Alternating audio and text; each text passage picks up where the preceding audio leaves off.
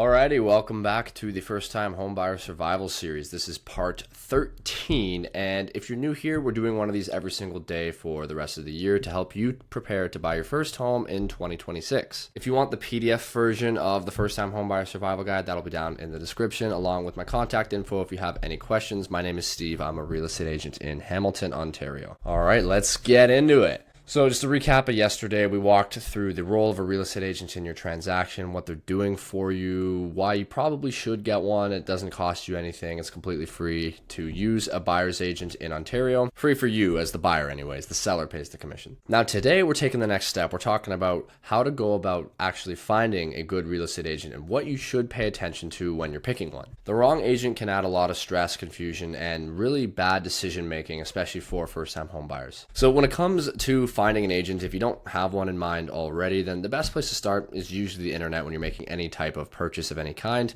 So I would look for things like real estate agents in your city. You can just put that into Google, or first-time homebuyer agent your city. That's going to be a good way to get to somebody. I like the first-time homebuyer one specifically because then you're going to filter for that. You're going to filter for somebody who actually works with your particular niche, because one thing you need to understand about real estate agents is they don't all work with the same types of clients. Some work with mostly sellers, some work with commercial deals, and everything in between. You want somebody who works with residential specifically, not commercial, because commercial agents often handle buildings, like office buildings, investment properties, that sort of thing, and that's not really what you need. You want someone who regularly works with residential sales, and ideally somebody who works with first-time buyers. So what you can do is you can look at their Google reviews. You can see things like first-time buyer, or they helped me buy my first house. Those are good signs that they're going to understand your particular challenges. So if you can, find one who works in the first-time buyer niche if possible, because they'll know how to guide you through the chaos without overwhelming you. They'll be experienced with your specific situation and have worked with clients just like you in the past. You can check their social media and their website too. You can tell a lot based on what they post. Another really good way to find a real estate agent is to ask your friends and family. You can ask anybody that you know that bought or sold a home recently if they know somebody that helped them out through the process, who they used, what they like about them, would they work with them again. That's an important one. You want to make sure that they're actually happy with the results that their agent got them. That firsthand experience is going to be very valuable. All right, so once you've found an agent, or ideally a few, you want to be talking to a couple different ones just to see who you're going to vibe with the best. So vibing with them is actually extremely important. Now, what does that mean? It's kind of hard to explain. It seems a little ambiguous, but basically, do you feel comfortable around them? Do your personalities kind of mesh together? And do they make you feel confident about the process? Do they make things clearer for you, or do they make things more confusing? Do they calm your nerves, or do they create more stress for you? Again, buying a home, especially as a first-time buyer, is extremely stressful.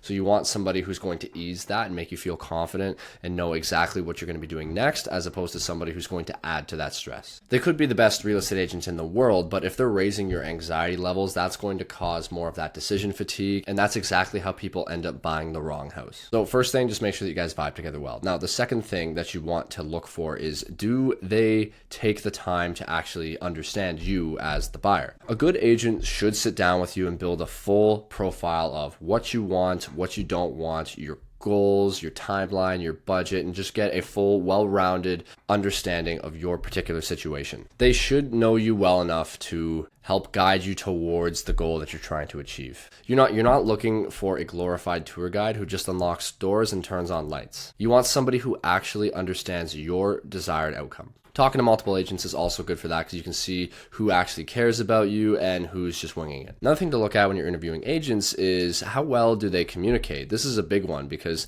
I talked to a first-time buyer recently who he stopped his search completely a little while back because his agent kept sending him townhouses, even though he specifically said he didn't want townhouses. There was a couple other things as well. He said that they just generally didn't understand what he wanted, and it just made it overall a bad experience for him, and he decided to put his plans on the back burner for a little bit. This kind of poor communication really kills momentum. It makes the process really annoying. It makes you feel just generally misunderstood, and this is what causes people to quit or to lay off on their plans to buy a home, at least in the short term. So that communication is very important. Are they replying to you in a reasonable time frame? Are they showing signs that they actually listen to what you're saying? They know your concerns, they know what you're saying, and they're acting accordingly. That good communication keeps the process smooth and makes sure that nothing slips through the cracks. Now, the third thing, and perhaps the most important is you want to watch out for an agent who is overly salesy. Now, don't get me wrong, most real estate agents are good and actually care about their clients, but every industry has a few bad apples. If you find that your real estate agent is really forcing you to make a particular decision, or they're really pushing you to do one thing and one thing in particular, or they're trying to get you to sign something on the spot even when you told them you want to take time to think about it, or if you're just generally getting the vibe that they're only in it for a commission, they don't actually care about you as an individual, then it's best to walk away. You should never feel pressured into buying something or moving faster than you're ready to.